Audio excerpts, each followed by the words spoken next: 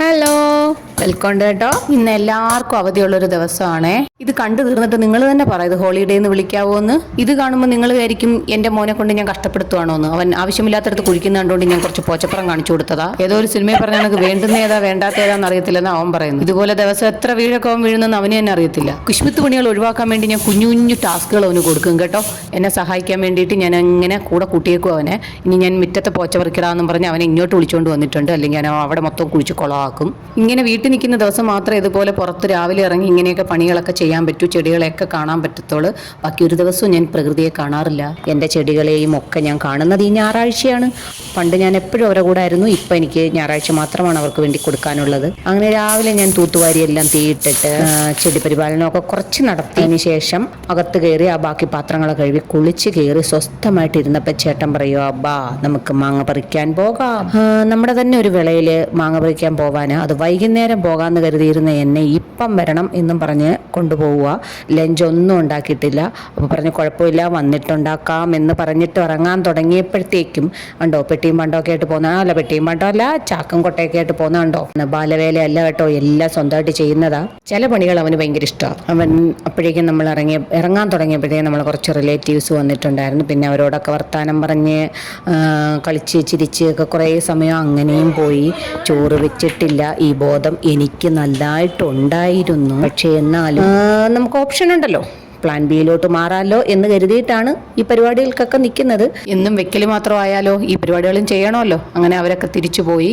നമ്മൾ ഇറങ്ങാൻ തുടങ്ങിയ കാല് മുന്നോട്ട് വെച്ച കാലം നമ്മൾ പിന്നോട്ട് വെക്കണ്ട. പിന്നെ നമ്മൾ കണ്ടോ ഈ ചീനി ഇരിക്കുന്നത്, അപ്പോഴേക്കും ഒരു ഫ്രണ്ട് ചീനി കൊണ്ടുവന്നു. അത് അകത്ത് വെക്കാൻ പോലും നമ്മൾ കതക് തുറന്നില്ല. അത് വെളിയിൽ തന്നെ വെച്ചിട്ട് നമ്മൾ പോയി മാങ്ങ പറിക്കാൻ വേണ്ടി പോവുകയാണ്. അങ്ങനെ നമ്മൾ കുടുംബത്തോട് മാങ്ങ വെച്ചാൻ പോവുക. നല്ല പ്രകൃതി രമണീയമായ സ്ഥലം, ഞങ്ങളുടെ സ്വന്തം നാട് തന്നെയാണ്. ഈ മണ്ണൊക്കെ എടുത്തപ്പോഴത്തേക്ക് ആ പ്രകൃതി ഒന്ന് കാണാൻ പറ്റിയത്.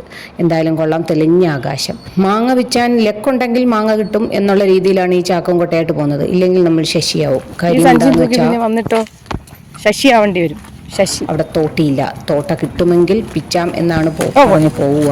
അവിടുത്തെ ചേട്ടൻ എന്തായാലും അടുത്ത വീട്ടിൽ നിന്ന് ഒരു ചെറിയ തോട്ടയൊക്കെ ഒപ്പിച്ചു വെച്ചിട്ടുണ്ടായിരുന്നു. വല ഞാൻ കൊണ്ടുപോയി, അതും കൊണ്ട് അതിനകത്ത് കെട്ടി വെച്ചു. മാങ്ങ തറയെ വീഴാതെ വളരെ സേഫായിട്ട് ചേട്ടൻ പിച്ചെടുക്കുവാണ്. ഞാൻ ഗാലറിയിൽ നിന്ന് കണ്ടപ്പോൾ ഞാൻ വിചാരിച്ചു ആ സൂപ്പർ മാങ്ങ പിച്ചാൻ കൊള്ളാമല്ലോ എന്ന് കരുതി ചേട്ടൻ്റെ അടുത്ത് ഞാൻ പറഞ്ഞു, ചേട്ടാ കൈ അടയ്ക്കുന്നെങ്കിൽ എൻ്റെ കൈ തന്നോളൂ, ഞാൻ പിച്ചാമെന്ന്. പറഞ്ഞത് അബദ്ധമായി എന്ന് 2-3 പിച്ചപ്പോൾ എനിക്ക് മനസ്സിലായി. ഞാൻ വളരെ വളരെ പാടുപെട്ട് കുറച്ചൊക്കെ പിച്ച് ഏതൂട്ടിനും അവനെ കൊണ്ട് പറ്റുന്ന പണിയൊക്കെ ചെയ്ത് സഹായം. വളരെ വലിയ അധ്വാനമാണ് ഈ മാങ്ങ പിച്ചുക എന്നുള്ളത്. പക്ഷെ കഴിക്കാൻ വിഷമില്ലാത്ത മാങ്ങ കഴിക്കാമല്ലോ എന്നുള്ളത് കൊണ്ടാണ്. പിന്നെ അത് മാത്രമല്ല നല്ല സൂപ്പർ ടേസ്റ്റാണ് മാങ്ങയ്ക്ക്. ആ മാങ്ങ ഇത്രയും മാങ്ങ കിട്ടി കേട്ടോ. ഇത്രയും മാങ്ങ നമുക്ക് ഒറ്റയ്ക്ക് തിന്നാനുള്ളതല്ല, നമുക്ക് എല്ലാവർക്കും കൊടുക്കണം. നമ്മളെ വിളവാണ്, എല്ലാവർക്കും കൊടുക്കണം. ഇനിയും കുറേ അധികം പിച്ചാനുണ്ട്. ബാക്കിയെല്ലാം അവിടുത്തെ ചേട്ടൻ്റെ അടുത്ത് പിച്ചെടുത്തോളാൻ പറഞ്ഞിട്ട് ഇതും കൊണ്ട് ഞങ്ങളങ്ങ് പോവാന്ന്. അങ്ങനെ ആ മാങ്ങയെല്ലാം നമ്മൾ കുന്നുകയറി മുകളിലെത്തിച്ചപ്പോഴത്തേക്ക് ആകെ ക്ഷീണിച്ച്. പോകുന്ന വഴിക്ക് തന്നെ മാമൻ്റെ വീട് ആദ്യത്തെ പങ്ക് അവിടെ ഏൽപ്പിച്ചിട്ടുണ്ട്. അത് കഴിഞ്ഞതിന് ശേഷം നമുക്ക് വെള്ളം കുടിക്കണം. നാരങ്ങ വെള്ളം കുടിക്കാൻ ഒരു കടയിൽ നിർത്തി. നാരങ്ങ വെള്ളം കുടിച്ചിട്ടും ക്ഷീണം മാറാത്തത് കൊണ്ട് നമുക്കിനി അടുത്ത ജ്യൂസ് കുടിക്കാം. ഒരു മാങ്ങ വെച്ച് എന്തെല്ലാം ചിലവാ. എന്നാ ഒരു 2 ഐസ് ക്യൂബ് ഇടാൻ പറയാം, കുറച്ച് തണുപ്പ്. ജ്യൂസുകാരൻ കൊച്ചിനെ ഞാൻ പറഞ്ഞതൊന്നും മനസ്സിലാവുന്നില്ല. അപ്പോൾ അവസാനം ചേട്ടൻ വണ്ടി നിർത്തിയിട്ട് പോയി പറഞ്ഞു, ഐസ് വേണ്ട എന്നാണ് ഞാൻ പറയുന്നത്. എന്തായാലും ഇവിടുന്ന് ജ്യൂസൊക്കെ കുടിച്ചു. നമ്മൾ ഈ വഴി വന്നത് തന്നെ ഊണ് വാങ്ങിക്കാൻ വേണ്ടിയാണ്. വാങ്ങിച്ചോണ്ട് വന്നെന്ന് പറഞ്ഞ് തിരിച്ചു ഇവിടം വരെ എത്തിയപ്പോൾ ഊണെടുക്കാൻ മറന്നു. വീണ്ടും അവിടെ പോയി തിരിച്ചു വാങ്ങിച്ചോണ്ട് വരിക. ചേട്ടൻ എന്നെ അവിടെ നിന്ന് ഇവിടം വരെ ചീത്ത വിളിച്ച്. ഞാൻ ആദ്യം പറഞ്ഞ പ്ലാൻ ബി ഇതാ കേട്ടോ. ഊണും വാങ്ങിച്ച് വീട്ടിൽ വന്ന് നമ്മൾ ആ ചോറ് മാക്ക അടിക്കാൻ വേണ്ടി, എനിക്ക് ചോറ് ഭയങ്കര ഇഷ്ടമൊന്നുമില്ല കേട്ടോ. അതുകൊണ്ട് ഞാൻ വലിയ മാക്ക അടിയൊന്നുമില്ല. ചോറ് ഈ കാണുന്ന ചോറ് എല്ലാവരും കൂടെ തിന്നും, അത്ര തന്നെ. പക്ഷെ നല്ല കറിയായിരുന്നു കേട്ടോ. പൊതുവേ ഇങ്ങനെയുള്ള ചോറ് വാങ്ങിക്കുന്നതിനേക്കാളും നല്ല ടേസ്റ്റ് ഉണ്ടായിരുന്നു ആ കറിക്ക്. അപ്പോഴേക്കും നമുക്ക് വേണ്ടി കാറ്റും മഴയും എത്തിയിട്ടുണ്ട്. കാറ്റും മഴയും ചതിച്ചു എന്ന് പറയാൻ പറ്റുമോ? ഇല്ല, ചതിച്ചില്ല. കാര്യം ഇതൊക്കെ കുറച്ച് ആസ്വദിക്കണം. കുറേ നാൾ കൂടി പെയ്ത കാറ്റും മഴയായതുകൊണ്ട് നമ്മൾ നന്നായിട്ട് ആസ്വദിച്ചു. നന്നായിട്ട് ആസ്വദിച്ചതിന് ശേഷം നമ്മളിനി ചെയ്യേണ്ടത് കിടന്ന് ആസ്വദിക്കുക എന്നുള്ളതാണ്. മഴയും കാറ്റും കണ്ടാൽ നമ്മൾ കുറച്ച് കിടന്നും കൂടെ ആസ്വദിക്കണം. എന്നെ കണ്ടാൽ പറയുമോ കള്ളവർക്കുവാന്ന്. അങ്ങനെ ഞാനും യദൂട്ടനും കൂടെ കുറച്ചൊരു ഉച്ചമയക്കം എന്നുള്ള രീതിയിൽ കിടന്നതിന് ശേഷം അവൻ നന്നായിട്ട് മയങ്ങി. ഞാൻ എണീറ്റ് വന്ന് ചായ സമയമായതുകൊണ്ട് ചായയെല്ലാം ഇട്ടുകൊണ്ട് വെച്ചിട്ട് എല്ലാവരെയും വിളിച്ചു. സ്നാക്സ് വാങ്ങിച്ചു വെച്ചിട്ടുണ്ടായിരുന്നു ചേട്ടൻ. ആ പഴംപൊരിയെ നോക്കി വിളിച്ചിട്ട്, അല്ല പഴംപൊരിയെ നോക്കിയല്ല, പഴംപൊരി എടുത്തുകൊണ്ട് പോയി യദൂട്ടനെ വിളിച്ചുകൊണ്ട് വരാനുള്ള പരിപാടിയാണ്. അവൻ്റെ അടുത്ത് ഞാൻ പറഞ്ഞു, മോനെ പഴംപൊരി കൊണ്ട് എളുപ്പം വാടാന്ന്. അവനെ എങ്ങനെയെങ്കിലും കുത്തിപ്പൊക്കണം, ഇല്ലെങ്കിൽ അവൻ രാത്രി വരെ കിടന്നുറങ്ങിക്കളയും. ഞങ്ങളുടെ സ്ഥിരം സ്ഥലത്ത് വന്നിരുന്ന് ചായ കുടി തുടങ്ങി. അങ്ങോട്ടും ഇങ്ങോട്ടും ഷെയറിംഗ് ആണെന്ന് കാണുന്നവർക്ക് തോന്നും, അതുകൊണ്ടല്ല, അവന് വേണ്ടാത്തത് കൊണ്ട് അവൻ ഞങ്ങളെ കൊണ്ട് തീറ്റിക്കുവാണ്. അവനും പഴംപൊരി തിന്നും മടുത്തു. എന്നിട്ട് ഞാൻ മടുത്തിട്ടില്ല ഗൈസ്. അതൊരു ലഹരി പോലെ അത് എന്നിൽ അഡിക്റ്റ് ആയിപ്പോയി. ഇനിയിപ്പോൾ അത് മാറ്റണം, എന്നാലേ എൻ്റെ ഡയറ്റ് ശരിയാവും. അങ്ങനെ ഞങ്ങൾ ഇന്നത്തെ ഞായറാഴ്ച ദിവസം എന്ന് പറഞ്ഞാൽ ഞങ്ങൾക്ക് രണ്ടുപേർക്കും നഖം വെട്ടുന്ന ദിവസവും കൂടാണ്.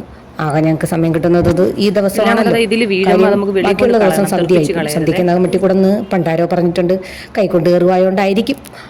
പിന്നെ നമ്മൾ പിച്ചി വെച്ച മാങ്ങയെല്ലാം നമ്മൾ സേഫായിട്ട് അവനെ അടച്ച് ഭദ്രമാക്കി അങ്ങോട്ട് മാറ്റി വെക്കാം, പഴുക്കണ്ടേ. ഇതും കഴിഞ്ഞിട്ട് വേണം നമുക്ക് പുറത്തോട്ടിറങ്ങാൻ. ഏതുകൂട്ടൻ അവൻ്റെ കലാപരിപാടികൾ തുടങ്ങി. ഇത് മാറ്റി വെച്ചിരുന്ന ബോൾ അതെടുത്ത് കൈ കൊടുത്തു.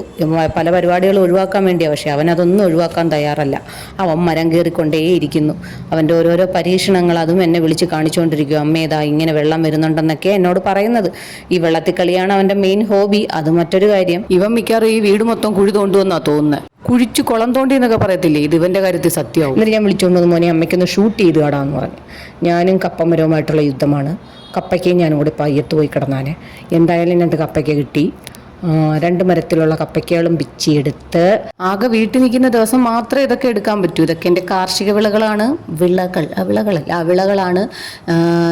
ഓരോന്ന് ഞാൻ പിച്ചി എടുക്കുവാണ്. കാര്യം ഇനി അവധി ദിവസം എന്നാണ് വരുന്നതെന്ന് അറിയത്തില്ല. അവധി ദിവസം ഉണ്ടെങ്കിൽ ചിലപ്പം പുറത്തും പോകും. അപ്പം അങ്ങനെയാണെങ്കിൽ ഇത് മൊത്തം കിളികൾക്കുള്ളതാണ്. കുറച്ച് കോവയ്ക്കയും കൂടെ പിച്ചാനുണ്ടായിരുന്നു. ഈ കോവയ്ക്ക സത്യം പറഞ്ഞാൽ ഇത് പടർത്തിയിട്ടേക്കുന്ന ഈ മരം ഉണ്ടല്ലോ, അതെന്നെ ചതിച്ചതാ. സ്ട്രോബെറി പേരയെന്നും പറഞ്ഞ് മേടിച്ചു വെച്ചതാ. സ്ട്രോബെറിയും ഇല്ല, പേരയും ഇല്ല. ഇപ്പം അവസാനം ഞാൻ കോവൽ പടർത്തുന്ന പന്തലായി മാറ്റി. പിന്നെ ഞാൻ നോക്കിയപ്പോൾ ഒരു മുരിങ്ങയ്ക്കയും കൂടെ നിൽക്കുന്നു. ആ മുരിങ്ങയ്ക്കയും കൂടെ പിച്ചിക്കഴിഞ്ഞാൽ പിന്നെ നമ്മളെ വിളവെടുപ്പ് ഈ ആഴ്ചയിലെ വിളവെടുപ്പ് കഴിഞ്ഞു എന്ന് പറയാം. ഈ ആഴ്ചയല്ല, വല്ലപ്പോഴും ഒക്കെ ഇതിനൊക്കെ സമയം കിട്ടാറുള്ളൂ. ബാക്കി അല്ലെങ്കിൽ മൊത്തം വേസ്റ്റായി പോവുകയാണ് ചെയ്യുന്നത്. നട്ടപ്പം ഞാൻ ജോലിക്ക് പോകുന്നില്ലായിരുന്നു. ഇപ്പം എന്താണ്ടേ ജോലിക്ക് പോയി തുടങ്ങിയതുകൊണ്ട് ഇതൊന്നും പിച്ചാനും നോക്കാനും ഒന്നും ആളില്ല, പാവങ്ങൾ. ഇപ്പം ഞാൻ ദിവസം മെനക്കെട്ട് നിന്നാൽ ഇതൊക്കെ നടക്കും കേട്ടോ. ചില ദിവസങ്ങളിൽ നമ്മൾ ഈ അവധിയുള്ള ദിവസങ്ങളിൽ ചിലപ്പോൾ പുറത്തും കൂടെ പോകണമെങ്കിലാണ് നടക്കാത്തത്. കുറച്ച് ചെമ്പരത്തിയും കൂടെ പിച്ചി എന്തിനാന്ന് വെച്ചാൽ താളി ഉണ്ടാക്കി തേക്കാമല്ലോ. അപ്പോൾ ഒരു സപ്പോട്ട മരത്തിലൊരു സപ്പോട്ട പഴുത്തും കൂടെ ഉണ്ടായിരുന്നു. ഇത്രയാണ് എനിക്ക് ഇന്ന് കിട്ടിയ വിളകൾ. ഈ ചെമ്പരത്തിപ്പൂവും അതിൽ പെടുന്നതാണ്. അപ്പോഴേക്കും എൻ്റെ മോൻ അടുത്ത കുരുത്തക്കേട് തുടങ്ങി. വെള്ളത്തിൽ കളിയാണ്. ഞാൻ പറഞ്ഞില്ലേ, ഇവൻ വെള്ളത്തിലാശാന, ഇവനെല്ലാം വെള്ളപ്രാന്ത.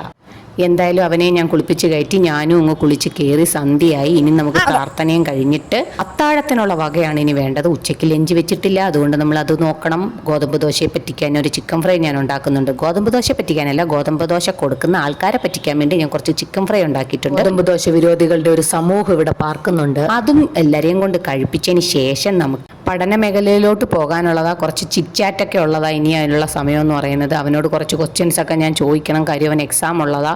ആ ക്വസ്റ്റ്യൻസൊക്കെ ചോദിച്ചതിന് ശേഷമാണ് പിന്നെ ബാക്കിയുള്ള പണികളും പാത്രക്കഴുകലും അരിയാട്ടലും ഒക്കെ ഉണ്ട്. അതൊക്കെ പിന്നെ ചെയ്യണം. ഇനി അവനുമായിട്ടുള്ള കുറച്ച് സംഭാഷണം. ഇത് കേട്ടിട്ട് അവനെ പോലീസ് പിടിച്ചോണ്ട് പോവോ എന്തോ, അതും അറിയാൻ വയ്യ. കുറേ GK ക്വസ്റ്റ്യൻസ് ഒക്കെ ചോദിച്ച് കളിച്ചുകൊണ്ടിരിക്കുക. അവനോട് എഴുതാൻ മാത്രം പറയരുത്. ചോദ്യം ചോദിച്ചാൽ അവന് ഭയങ്കര ഇഷ്ടമാണ്. ഇങ്ങനെ ചോദ്യങ്ങൾക്കിടയിലും അവൻ്റെ കുട്ടി മനസ്സിൽ വരുന്ന കുറേ സംശയങ്ങളും കാര്യങ്ങളും പുറത്തു വരുന്നത്. പിണറായി വിജയന് ഷോ ഒന്നുമില്ലേ? പിണറായി വിജയനാണെങ്കിൽ പാവം. അതെങ്ങനെ മനസ്സിലായി? നിനക്ക് ഭയങ്കര ഇഷ്ടമാണോ പിണറായി വിജയന്?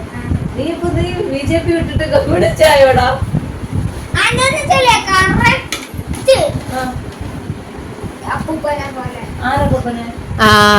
ആരപ്പനെ പോലെയാ? ഓ, നിനക്ക് നിന്റെ അപ്പൂപ്പനെ പോലെ തോന്നിയോ? അതുകൊണ്ടാണ് പിണറായി വിജയന് ഇഷ്ടം ആണോ?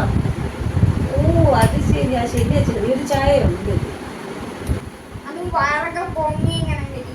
എഡ്യൂക്കേഷൻ മിനിസ്റ്റർ ആരാന്ന് പറഞ്ഞ? സ്കൂളിലെ ഓരോരോ കാര്യങ്ങളും ഒക്കെ ഇപ്പോഴാ പുറത്തോട്ട് വരുന്നത്. അതിനുള്ള മറുപടികളാണ് അവൻ പറഞ്ഞുകൊണ്ടിരിക്കുന്നതും.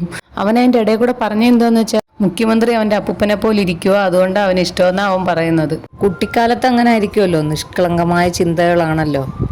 സംസാരിച്ചുകൊണ്ടിരുന്ന ഇങ്ങനെ സംസാരിച്ചുകൊണ്ടിരിക്കും. പിന്നെതാ മോൾക്ക് പഠിക്കാനും പറ്റത്തില്ല. സത്യം പറഞ്ഞാൽ ഈ ഏജ് ഗ്യാപ്പിൻ്റെ ഒരു പ്രശ്നം വരുന്നത് അങ്ങനെ. അവൾക്കാണെങ്കിൽ ഒരുപാട് പഠിക്കാനും ഉണ്ട്, അവനാണെങ്കിൽ കുറച്ചേ പഠിക്കാനും ഉള്ളു.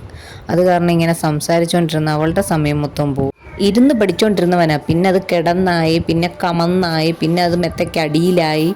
ഇവനെ എന്തോ കൃമിക്കുത്തിൻ്റെ അസുഖം ഉണ്ടെന്ന് എനിക്ക് തോന്നുന്നു. കുറച്ച് നേരം അടങ്ങിയിരിക്കുക എന്നുള്ളത് അവന് പറ്റുന്ന കാര്യമേ അല്ല. ഇനി നമ്മൾ കുറേ നേരം മിണ്ടാതിരുന്നേ ഇതുപോലെ കിടന്നങ്ങ് ഉറങ്ങിക്കളയും. സമയം ഒരുപാട് ലേറ്റായി.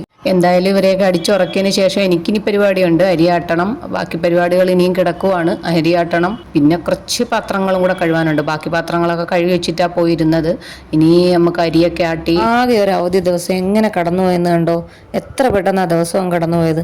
ഇന്ന് നാളെ തൊട്ടും നമ്മൾ വീണ്ടും ഓടും. ഇതിന്ന് അപ്പത്തിനുള്ളതാണ് കേട്ടോ. സോഡാപ്പൊടി ഇല്ലാതെ അപ്പം എങ്ങനെയാ ചെയ്യുന്നതെന്നുള്ളത് ഞാൻ അതൊരു ഷോർട്ട് വീഡിയോ ഇട്ടിട്ടുണ്ടായിരുന്നു. അതും കഴിഞ്ഞ് അടുക്കള ക്ലോസ് ചെയ്തതിന് ശേഷം നമുക്കിനി കിടക്കാനുള്ള പരിപാടികളിലേക്ക് കിടക്കാം. ഇനി നിങ്ങൾ തന്നെ പറയുന്നത് എങ്ങനെ ഞായറാഴ്ച ഹോളിഡേ ആവുന്നത്? അപ്പോൾ ഇന്ന് ഇത്രയേ ഉള്ളൂ. അപ്പം നമുക്ക് എല്ലാവർക്കും ഉറങ്ങാം. Okay, bye, good night, see U.